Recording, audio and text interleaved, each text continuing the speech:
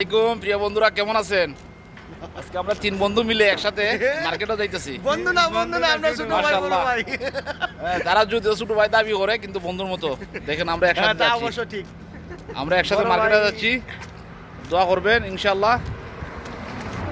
তো বন্ধুরা, আপনারা দেখতেই পাচ্ছেন আমরা মার্কেটে যাচ্ছি একটু ঘোরাঘুরি করতে।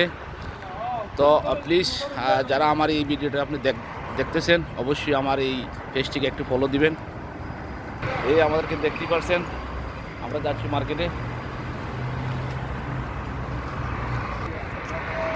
তো বন্ধুরা দেখেন, এটা হলো রিয়াদের একটা রাস্তা, খুবই সুন্দর, বাতা পার্শ্ববর্তী এরিয়া।